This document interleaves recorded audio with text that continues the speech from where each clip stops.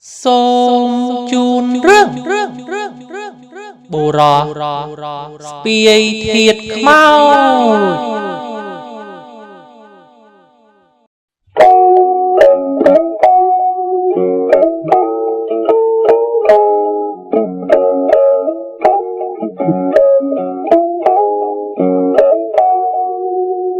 Niên có thị đá chia đà raประจำตระกูลក្នុងគ្រួសារមួយនាជនបទ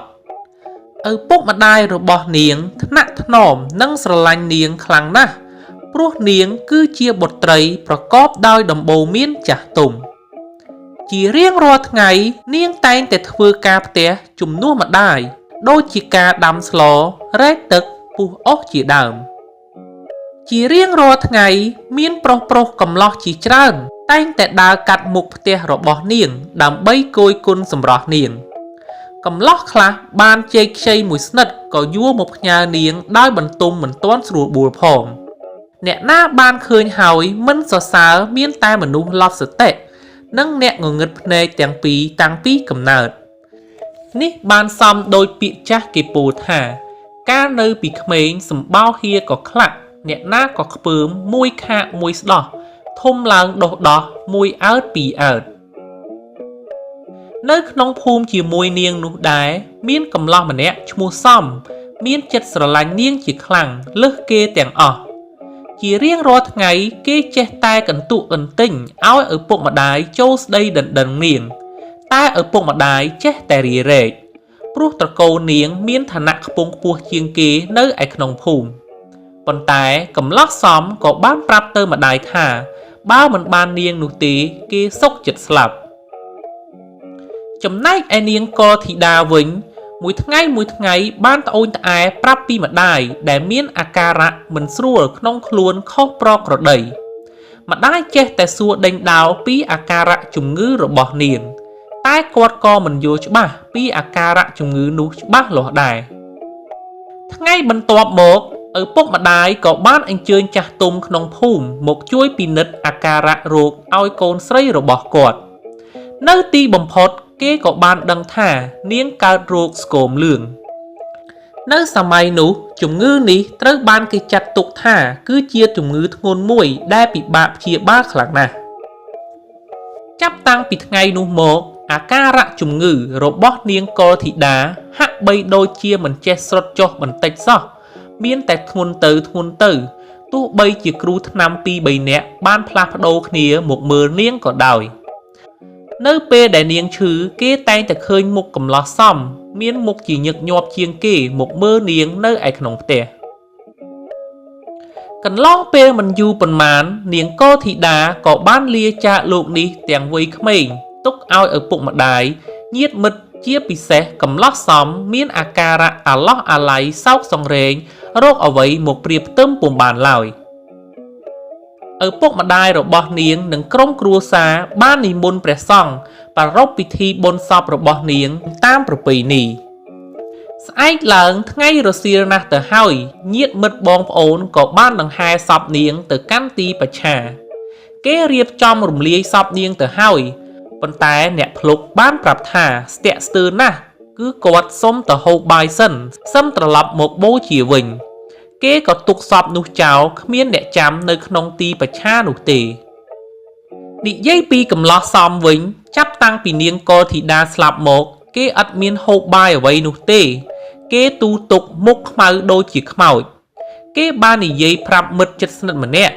ថាគេប្រហែលជាមិនរស់នៅលើโลกនេះទៀតនោះឡើយប្រឡប់បន្តិចទៅហើយកំឡោះសំដោយអាល័យនាងពេកក៏ដើរទៅកាន់ទីបច្ឆាដោយសេចក្តីស្នេហាលើរូបនាងងប់ងល់ខ្លាំងពេកជួនជាពេលនោះស្ងប់ស្ងាត់ល្អផងកំឡោះសំក៏បើកគម្របមឈូសចូលទៅដេកអោបសពនាងពីលើរួចក៏អត់ដង្ហើមស្លាប់ទៅហោងចំណែកឯអ្នកភ្លុកទាំង4នាក់ពេលអាស្រ័យបាយរួចក៏ត្រឡប់មកបូជាសពដោយគ្មានពិនិត្យអ្វីទាំងអស់ពួកគេនាំគ្នាបូជាសពតាមទម្លាប់រាល់ដងគេចម្លែកក្នុងចិត្តខ្លាំងណាស់ដែរធ្លាប់តែអស់ប៉ុណ្ណឹងបូជាសពមួយគ្រាន់ទៅហើយតែពេលនេះបែរជាមិនគ្រាន់ទៅវិញលុះបូជាសពរួចហើយអ្នកភ្លុកទាំងអស់គ្នានោះ ក៏កាយយកខ្ជូងនិងសំណល់ធាតុទៅកោចោលនៅឯគៀនព្រៃរួចក៏នាំគ្នាត្រឡប់ទៅផ្ទះអស់ទៅ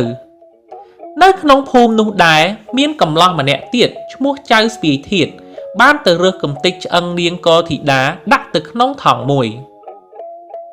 ដោយក្តីស្រឡាញ់នាងខ្លាំងពេកកំឡោះនោះក៏បានស្ពាយធាតុរបស់នាងយកទៅព្រៃហេមពៀនលុះទៅដល់ទីអាស្រមមហាឥសីក៏ធ្វើជាយំសោកក្រាបសំពះថ្លែងពីសេចក្តីទុក្ខទូលព្រះមហាឥសីថាភរិយាខ្លួនស្លាប់ហើយសូមព្រះដេចគុណជួយសន្តោសប្រណីផងជួយប្រោសឲ្យរស់ឡើងវិញផងព្រះឥសីអាណិតខ្លាំងណាស់ក៏តាំងសមាធិបរិកម្មព្រះវេទវិជាដើម្បីប្រោសនាងកោធីតាឲ្យរស់ឡើងវិញ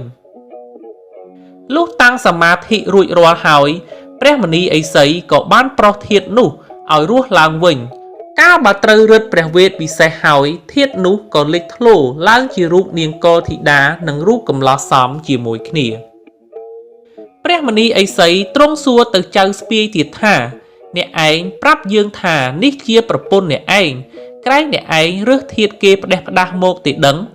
ចៅស្ពាយធាតុទៅជាស្រឡាំងកាំងទាល់គំនិតនិយាយអ្វីក៏មិនកើតឯព្រះមនីឥសីក៏ពោលថាឥឡូវនេះនឹងលើកនាងឲ្យទៅអ្នកណាពុំទាន់បានព្រោះមានមនុស្សប្រុសដល់ទៅ2នាក់ដូច្នោះបើយ៉ាងនេះត្រូវសួរទៅចៅស្រីដែលជាអ្នកកណ្ដាលសិនតើស្ម័គ្រទៅខាងណាចៅស្ពាយធាតុក៏ឆ្លើយកាត់ភ្លាមថាត្រូវបានមកខ្ញុំព្រះករុណា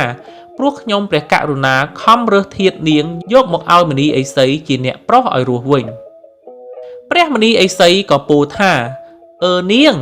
ចៅខាងនេះខំរើសធាតុយកមកឲ្យតាជួយប្រុសឲ្យរស់ដូច្នោះគេក៏មានគុណណាស់ដែរតើនាងសម្រេចចិត្តយ៉ាងណាទៅនាងកោធីតាក៏លើកដៃសំពះហើយទូលថាករណាលោកតាគាត់មានគុណទុកដូចជាបិតាបង្កើតកូនឲ្យមានជីវិតឯបងដែលបានស៊ូបដូរស្លាប់រស់ជាមួយខ្ញុំព្រះករុណាទុកជាប្តីព្រោះមិនងាយរកប្រុសដែលមានស្ម័គ្រស្មោះហ៊ានបដូរជីវិតបែបនេះនោះទេព្រះមនីឥសីងាកមកសួរចៅស្ពាយធាតុរួចក៏ពោលថាម៉េចចៅពេញចិត្តឬទេនៅគំនិតរបស់នាងកោធីតាបានឋានៈជាឪពុកគេទាំងពីរដូច្នោះជាកិត្តិយសធំណាស់ចៅស្ពាយធាតុក៏ទូលតបវិញថាប៉ុន្តែខ្ញុំព្រះករុណាឥតចង់បានឋានៈនេះនិងកិត្តិយសនេះទេទុកឲ្យវាយកកិត្តិយសនេះចោះឲ្យវាធ្វើឪពុកផងធ្វើជីតាផងក៏បានបន្ទាប់មកទៀតព្រះមនីឥសីក៏បានរៀបចំសំគុំចៅសំនិងនាងកោធីតាឲ្យបានធ្វើជាប្តីប្រពន្ធគ្នាឯចៅស្ពាយធាតុបានត្រឹមខកចិត្តនិងបានត្រឡប់ទៅផ្ទះវិញនិងថែរក្សាចាត់ទុកដូចជាឪពុកធម៌របស់នាងកោធីតានិងចៅសំ